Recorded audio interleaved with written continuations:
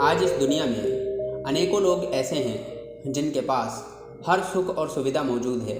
उनके एक इशारे पर इस संसार की हर सहूलियत हाजिर है।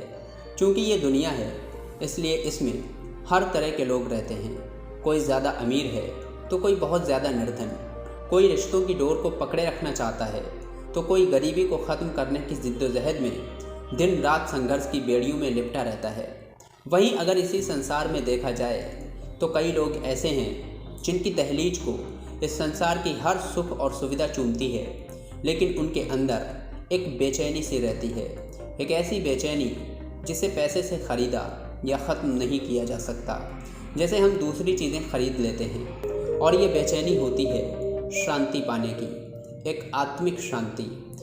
आत्मिक शांति किसी भी इंसान का स्टेटस देख के नहीं बल्कि उसके कर्मों को देखकर आती है। इस दुनिया के बहुत धनी लोगों के पास धन दौलत सब कुछ होता है, लेकिन उनके पास एक आत्मिक शांति नहीं होती। आज के इस वीडियो में हम जानेंगे कि आत्मिक शांति को कैसे प्राप्त करें।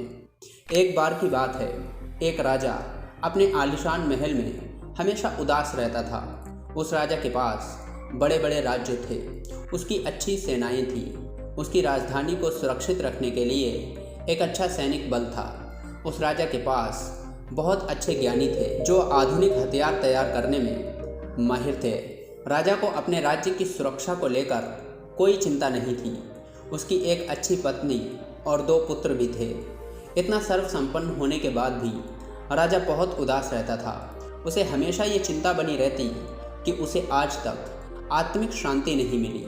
इसी चिंता में वह अपने महलों में एक तरफ से दूसरी तरफ बार बार चक्कर लगाया करता था। एक बार उसके नगर में एक भिक्षु आया और उसने राजा से भेंट की। राजा भिक्षु के ज्ञानपूर्ण उपदेश से बहुत प्रभावित हुआ। उसने भिक्षु से कहा, मैं एक राजा हूँ, मेरे पास सब कुछ होने के बावजूद भी मेरे मन में शांति नहीं है। कृपया कर मुझे शांति पाने का कोई तरीका बताइए। इतना सुनकर भिक्षु बोला, आप अकेले में बैठकर चिंतन करें। राजा अगले दिन अपने कक्ष में आसन पर जमकर बैठ गया। तभी उसके महल का एक कर्मचारी सफाई के लिए उसके पास आया। राजा उससे बात करने लगा। कर्मचारी से राजा ने उसकी परेशानियां पूछी, जिसे सुनकर उसका दिल भर आया। जिसके बाद राजा हर कर्मचारी के कष्ट व दुख जानने लगा। सबकी व्यथा सुनने के बाद राजा ने निष्कर्ष निकाला कि वेतन कम होने की वजह से सभी आर्थिक रूप से त्रस्त थे। राजा ने तत्काल उनके वेतन में वृद्धि की, जिससे वे सब खुश हो गए और उन्होंने राजा के प्रति आभार व्यक्त किया। अगले दिन जब राजा की भिक्षु से भेंट हुई तब उसने पूछा कि राजन, आपको कुछ शांति प्राप्त हुई?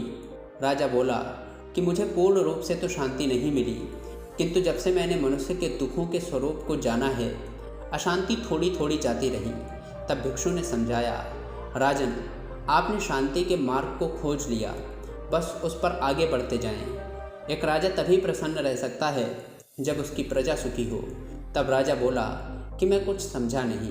तब भिक्षु ने कहा कि मन की शांति खुद के सुख से नहीं आती है, बल्कि ये तब आती है जब आप दूसरों के दुखों को अपना दुख समझकर उसे दूर करते हैं। जब आपने अपने कर्मचारियों के दुखों को देखा और उनके वेतन को बढ़ाया, तब आपको एक तरह की शांति महसूस हुई।